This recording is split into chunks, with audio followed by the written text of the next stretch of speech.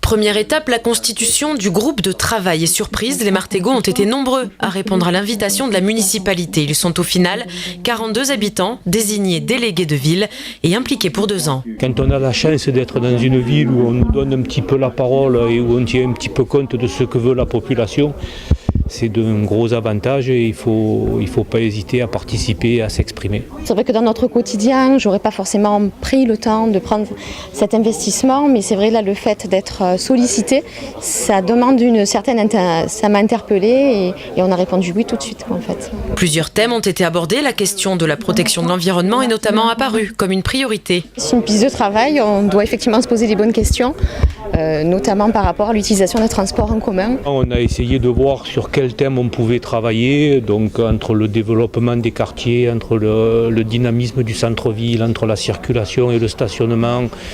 Il y a beaucoup de thèmes. À l'issue de cette première réunion, 3 pistes de travail ont été déterminées. Transport, propreté sur les rives de l'étang et l'avenir de l'îlot de la Cascade. 3 thèmes sur lesquels les délégués de ville pourront réfléchir et faire leurs propositions. Une démarche participative à laquelle Gaby Charroux, le maire, est très attaché. On a envie de mettre en place avec cet observatoire, d'ouvrir toutes les portes et permettre ainsi aux citoyens de construire et de faire des propositions. Et c'est pour fonctionner dans une totale coopération que l'Observatoire est coprésidé par un élu et un habitant.